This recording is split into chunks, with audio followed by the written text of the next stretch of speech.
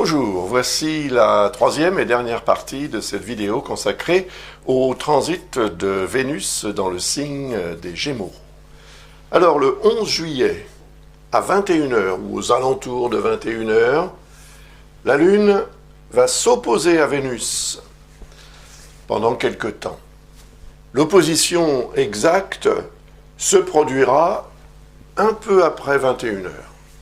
Mais, ça c'est bien entendu comme d'habitude, c'est l'heure GMT, Greenwich.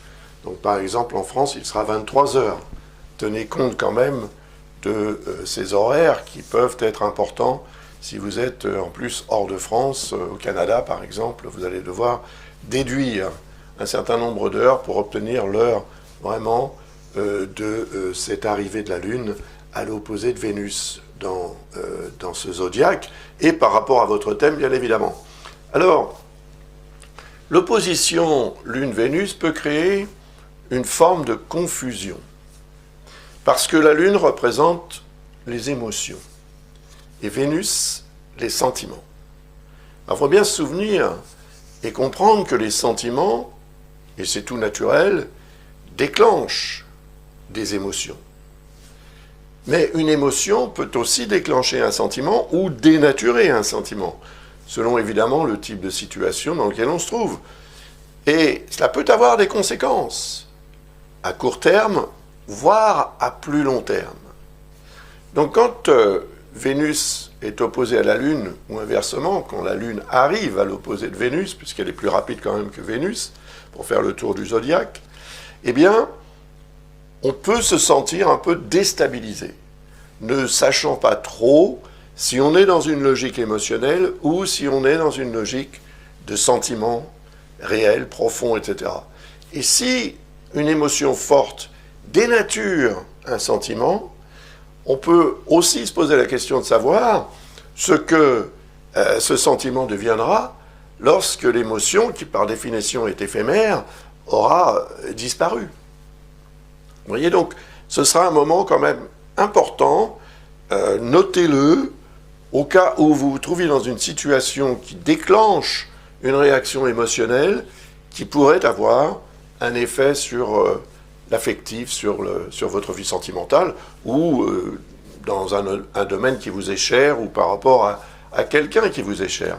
En tous les cas, une part d'affectif indéniable va se manifester. Et comme Vénus se trouve dans le signe des Gémeaux, bien sûr, cela va avoir besoin de s'exprimer. Donc, c'est au niveau des mots aussi que vous allez échanger, c'est au niveau du verbe, c'est au niveau de la gestuelle aussi que ce sera certainement un moment un peu troublant. Mais ce trouble peut être évidemment géré. Il n'est pas catastrophique. D'ailleurs, l'opposition de la Lune à Vénus, comme à toutes les autres planètes du zodiaque ou du système, se produit une fois par mois. Mais si on tient compte de ce genre de phénomène de configuration cosmique, on peut certainement éviter des troubles. Surtout si vous êtes évidemment né sous le signe des Gémeaux, si vous êtes né sous le signe du Sagittaire, si vous avez l'ascendant Gémeaux ou l'ascendant Sagittaire, ou si vous avez un élément ou des éléments importants dans ces deux signes, quoique tous les éléments soient en fait importants. Il ne faut rien négliger quand on fait une analyse astrologique. Alors vous voyez que j'ai mis aussi des aspects en pointillé. L'aspect de Saturne, par exemple. Vénus est à 22 degrés, Saturne est à 24.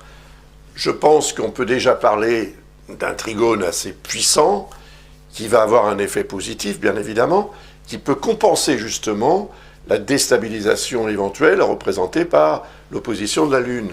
Mais Neptune est également en train de former une quadrature avec Vénus, ou c'est plutôt le contraire, c'est Vénus qui est en train de former une quadrature avec Neptune. Et ça va se produire très rapidement après ce jour-là, après le 11 juillet. Il faudra en tenir compte aussi, parce que là, on est quand même dans une logique un peu paradoxale. On a d'un côté la réalité, l'approche concrète, pragmatique et réaliste des choses, et même des choses du cœur, et de l'autre, Neptune qui représente ce qu'on a besoin de croire, d'imaginer, sont les rêves, etc. Donc c'est plutôt ce qui est intangible et pas nécessairement, comment dire, concrètement réalisable. Il peut y avoir un décalage entre le rêve et la réalité. Ce jour-là, du fait que la Lune va évidemment amplifier l'énergie de Saturne, qui est plutôt bonne, et l'énergie de Neptune, qui est peut-être un petit peu plus déstabilisante. Donc il faudra tenir compte de tout cela, parce que, vous allez voir, la carte suivante est intéressante de ce point de vue.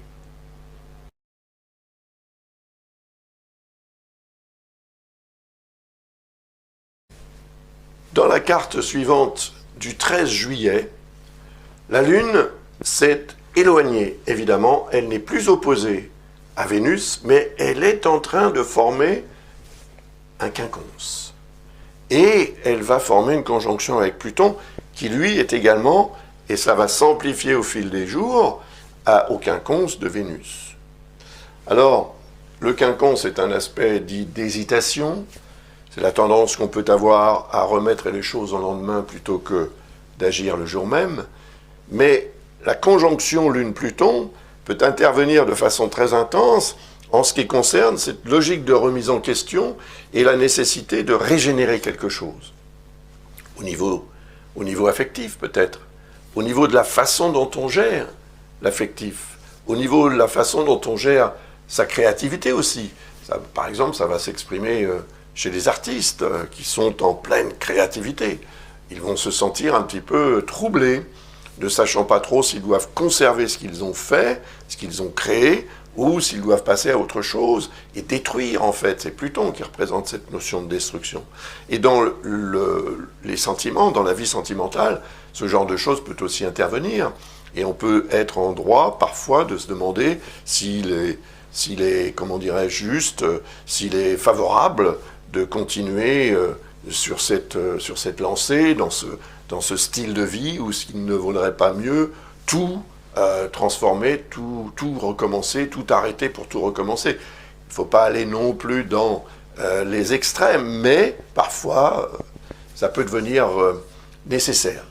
Et comme le quinconce représente donc cet aspect d'hésitation, il est probable qu'on se sente un petit peu désarmé en présence d'une situation ou d'un sentiment qui n'est pas forcément celui qu'on aimerait pouvoir conserver et exprimer.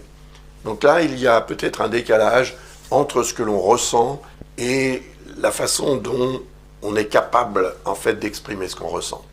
Et c'est ça qui peut produire une ambiguïté, voire une équivoque, voire comment dirais-je, un malentendu. Voilà, j'ai trouvé le mot.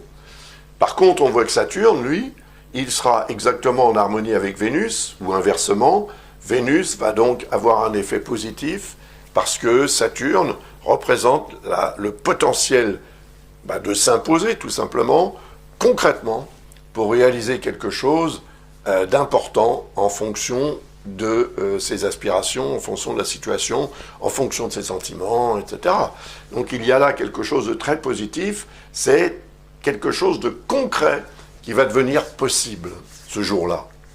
Il faut tenir compte de ce que je viens de vous dire à propos de Pluton et de la Lune, bien sûr, et il faut tenir compte de Neptune, qui va de plus en plus être en discorde, en quadrature avec Vénus.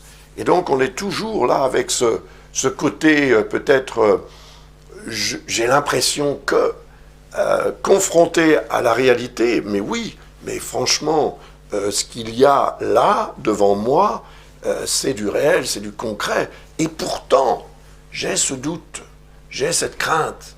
Vous voyez, il y aura un travail à faire pour essayer d'équilibrer, d'harmoniser tout ça, parce que je pense que Saturne représente aussi la voie de la sagesse. Il représente vraiment ce qui est prouvé, ce qui est là, ce qui est vrai, alors que Neptune représente ce que l'on peut avoir tendance à croire, à imaginer. Neptune représente les présomptions, par exemple, qui n'ont pas forcément de fondement concret autre que le fait d'imaginer que. Et c'est très bien d'avoir de l'imagination, mais il ne faut pas qu'elle vienne en déstabilisation d'un sentiment qui se veut particulièrement durable grâce à Saturne. Saturne représente cette notion de durée. Donc, agissons par rapport à ce qui a fait ses preuves et ce qui est concret en face de ce qui ne l'est probablement pas du tout, ou ce qui pourrait le devenir si on se laisse influencer en fait par ses propres craintes, ses propres appréhensions. Et ensuite, Vénus va continuer petit à petit, et là, elle va créer un vrai carré, une quadrature avec Neptune.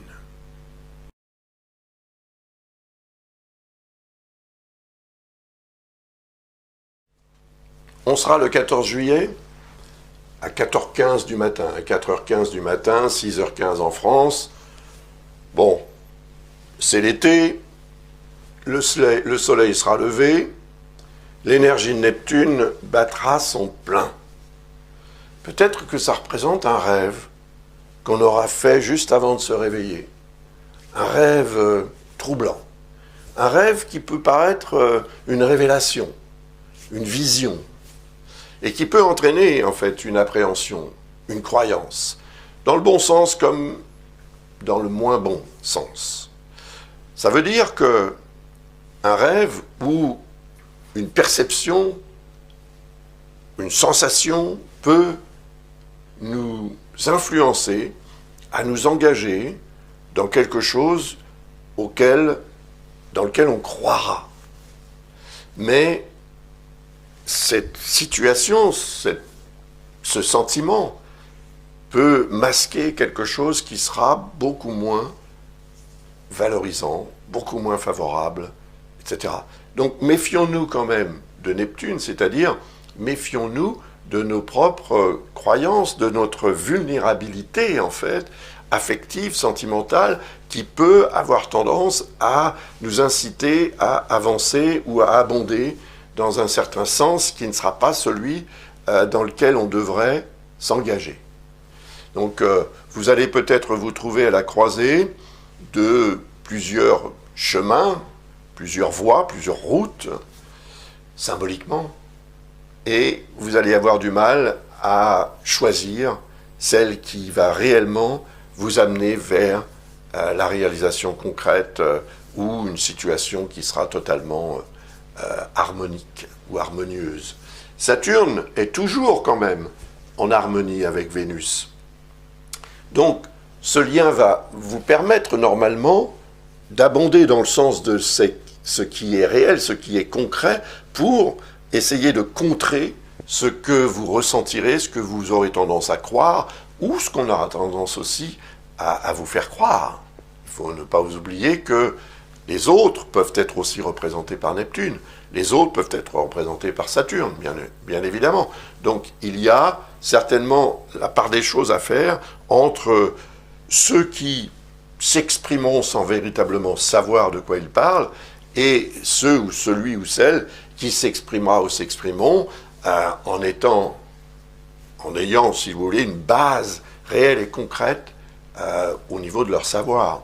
Donc vous pourrez davantage faire confiance aux personnes qui sont dans cette logique-là et que vous reconnaissez comme étant telles, alors que les autres, il faudra, à mon avis en tous les cas, sinon vous en méfier, en tous les cas, essayer de minimiser l'influence que ces personnes peuvent avoir ou que cette situation peut avoir, mais aussi vos propres pensées, votre propre imagination, vos propres rêves, l'idéal que vous souhaitez atteindre dans la vie est représenté par Neptune, donc il peut fausser aussi votre façon de voir les choses. Pensez-y. Vous voyez, il y a quand même une conjonction exacte entre la Lune et Pluton, à 4h15. Et évidemment, elle est au quinconce de Vénus, même si ça n'est pas encore un quinconce complet, vu que Vénus n'est qu'à 25 degrés et Pluton à 27. Mais quand même, c'est très fort. Et là, on est, comme je l'ai expliqué tout à l'heure, en ce qui concerne la conjonction Lune-Pluton, c'est ce qui doit être remis en question. Attention à l'émotionnel qui peut devenir destructeur. Si une émotion forte dénature un sentiment parce que vous vous disputez avec votre partenaire, par exemple, eh bien, vous pouvez remettre complètement en question le sentiment et la relation. Mais dès lors que cette émotion va disparaître, parce qu'elle va disparaître, une émotion c'est éphémère par définition, que va devenir ce sentiment, puisque vous l'aurez peut-être remis en question totalement au moment où vous étiez dans cette énergie, dans cette logique émotionnelle forte et destructrice. Ça peut être difficile de revenir en arrière, de réparer les dégâts, etc. Donc il conviendra à ce moment-là de faire un effort pour éviter d'entrer dans la logique de l'ambiguïté et de l'amplifier au point de risquer de détruire quelque chose qui a une valeur beaucoup plus durable, beaucoup plus concrète, beaucoup plus réelle que ce que vous n'imaginerez lorsque vous serez dans cette logique émotionnelle. Donc ça va certainement concerner davantage les natifs du Capricorne, surtout du dernier décan du Capricorne, bien évidemment. Les natifs des Gémeaux, également du dernier décan, et les natifs du Verseau, quant à eux, peuvent être plutôt favorisés en ce qui concerne la réalisation affective ou la réalisation de quelque chose qui aura une connotation affective forte. Ça peut être un moment de chance pour eux. Et puis, évidemment, les natifs des Poissons, du dernier décan aussi, seront, eux, par contre, beaucoup plus vulnérables sur le plan affectif. Et puis, Vénus va continuer son périple et on va voir ce que va nous donner la carte suivante.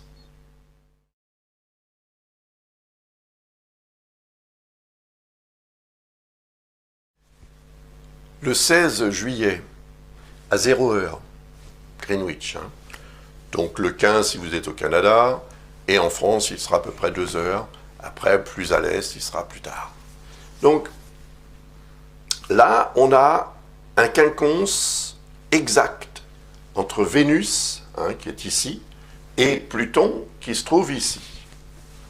Donc, ce quinconce est évidemment relatif ou en relation avec ce que je vous ai expliqué précédemment. Mais là, il s'intensifie. Par contre, la Lune n'est plus là. Vous voyez que la Lune s'est déplacée. Elle est à la conjonction de Saturne, qui est ici. Donc cette conjonction, elle amplifie évidemment le rôle de Saturne. Et comme elle crée un trigone qui n'est pas parfait, mais quand même, il est fort, avec Vénus, je pense que cette configuration peut permettre d'éviter l'ambiguïté représentée par Pluton, qui voudrait peut-être remettre en question profondément un sentiment ou une œuvre ou quelque chose de créatif, en tous les cas quelque chose de cher pas en monnaie, encore que, mais de cher au niveau de l'affectif. Eh bien, je pense que cette conjonction Lune-Saturne peut être extrêmement utile pour remettre les pendules à l'heure, si vous voulez. Parce que, encore une fois, la Lune représente les émotions, Vénus représente l'affectif. Lorsque les sentiments et les émotions sont en accord, tout va bien. Et comme Saturne représente la durée, représente la solidité, représente le facteur temps, tout simplement, eh bien, il y aura là, évidemment, un très beau potentiel de faire progresser ou de permettre la concrétisation soit d'une relation, soit d'une œuvre, soit de quelque chose, en tous les cas, qui appartient à l'énergie de Vénus. Ce sera très favorable aux natifs du Verseau, il faut bien le dire. Ça peut être un jour très intéressant pour eux, surtout les 3e décans, bien évidemment. Même chose pour les natifs des Gémeaux. Et puis, évidemment, il y a toujours cette dissonance de Neptune qui disparaît peu à peu, mais qui est encore là quand même. Et il faudra en tenir compte, parce que ce Neptune peut être le fauteur de troubles.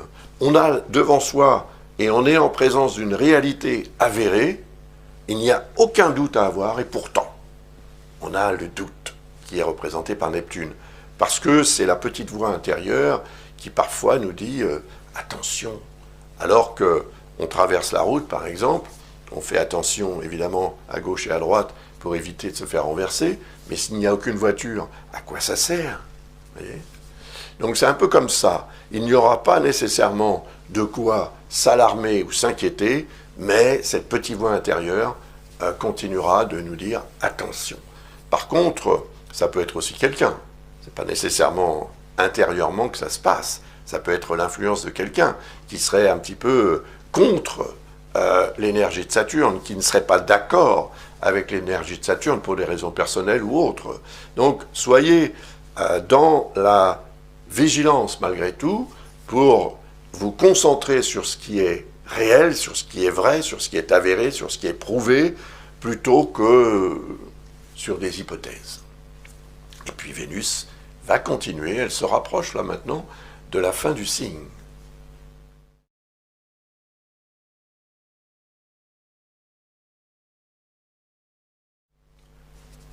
Le 18 juillet, à 1h30 du matin, Greenwich, toujours bien sûr, Vénus arrive à 30 degrés du signe des Gémeaux. Elle s'apprête donc à passer dans le signe du Cancer. Elle est vraiment sur la tangente des deux signes. Et là, la Lune arrive en même temps pratiquement à la conjonction de Neptune. Ça n'est pas une conjonction complète, exacte, puisqu'on voit ici que la Lune est à 24 degrés et Neptune à 25. Il va falloir à peu près 2 heures à la Lune pour arriver à la longitude exacte de Neptune, et 2 heures plus tard, Vénus sera en Cancer. Donc, il n'y aura pas de conjonction exacte, il n'y a pas de quadrature exacte, mais il y a quand même une énergie puissante, celle de la Lune, qui se met au service de Neptune, qui représente les croyances, qui représente l'intuition, qui représente les présomptions, et qui, en dissonance avec Vénus, risque de semer le trouble, la zizanie. Mais en fait, il sera très tôt, ce jour-là. En France, par exemple, il sera 3h30. Soit vous dormez, soit vous rentrez d'une sortie avec des amis, et à ce moment-là, vous êtes peut-être plus vulnérable pour différentes raisons. Et cette vulnérabilité peut se manifester sur le plan affectif, sur le plan sentimental, sur le plan émotionnel. Attention à ce que vous aurez tendance à croire, ou attention à ce que vous aurez tendance aussi à écouter pour vous laisser influencer à penser ou à imaginer ce qui ne sera pas nécessairement le reflet de la réalité. Saturne sera toujours quand même en accord avec Vénus. Donc Saturne représente cette réalité. Et c'est vers cette réalité qu'il faudra vous tourner, c'est cette réalité qu'il faudra aussi, comment dirais-je, sur cette réalité qu'il faudra vous appuyer pour compenser et éviter d'être influencé dans le mauvais sens par Neptune associé à l'énergie lunaire, qui est là quand même pour déclencher quelque chose d'important en rapport avec justement les rêves, les espoirs, les illusions aussi. Attention à ça. Parce qu'ensuite Vénus va transiter en Cancer, et là, elle sera en harmonie de plus en plus avec Neptune. Et ça va changer évidemment beaucoup les choses. Ça va produire une amélioration des capacités à exploiter ses sentiments pour réaliser ses rêves. Tout un programme, n'est-ce pas? Mais avant ça, soyez dans la vigilance en ce qui concerne cette énergie de Vénus qui, s'apprêtant à changer de signe, est aussi dans une forme d'appréhension de ce qu'elle va trouver dans le signe du Cancer.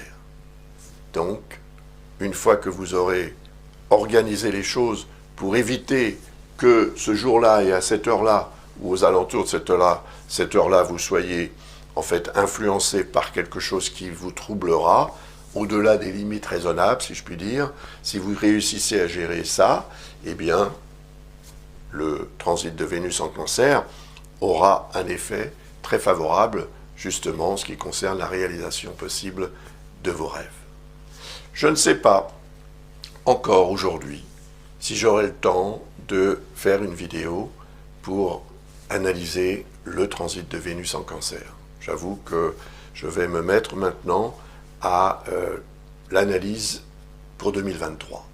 Donc je vais commencer à réaliser les vidéos prochainement pour 2023, signe par signe, comme je l'ai fait pour 2022.